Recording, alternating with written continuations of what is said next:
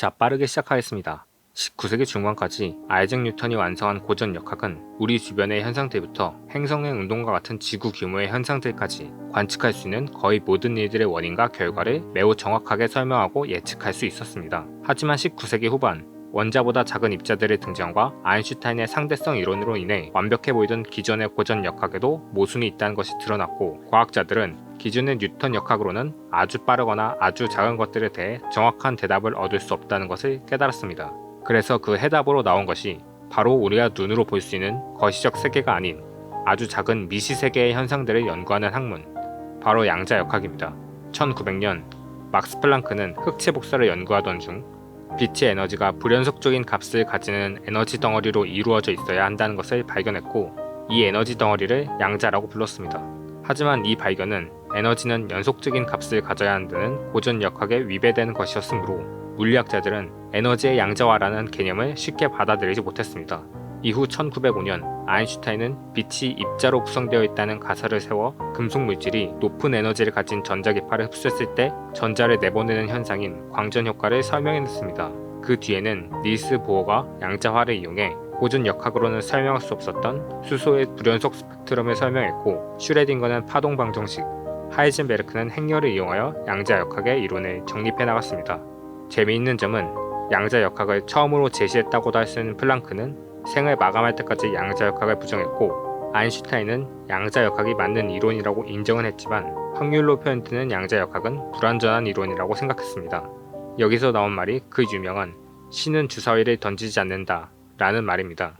마찬가지로 슈레딩거 역시 상자에 독이 들어있는 깨질 확률이 50%인 병과 고양이가 함께 있다면 상자를 열기 전까지 고양이는 살아있으면서 죽은 것이냐는 슈레딩거의 고양이라는 유명한 사고 실험을 제시했습니다.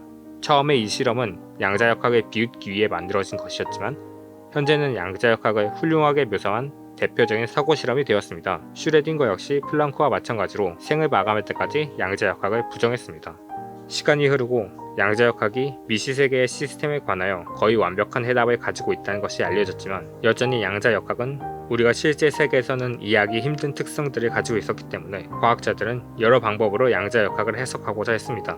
그중 대표적인 것이 닐스 보어와 하이젠베르크를 중심으로 한 코펜하겐 해석입니다. 코펜하겐 해석에는 슈레딩거 방정식을 통해 파동함수로 표현된 시스템은 위치, 속도, 운동량 등의 물리량 중 두 가지 이상을 동시에 관측할 수 없다는, 쉽게 말해서 여러분이 만약 전자의 위치를 정확하게 측정하면 할수록 전자의 속도는 정확하게 측정할 수 없게 된다는 하이젠베르크의 불확정성 원리, 모든 물리적 물질은 파동이면서 동시에 입자의 성질을 모두 가지지만 동시에 두 가지 성질을 가질 수는 없다는 파동 입자 이중성 등 양자 역학에서 지켜져야 할 몇 가지 수학적인 법칙들을 포함하고 있습니다.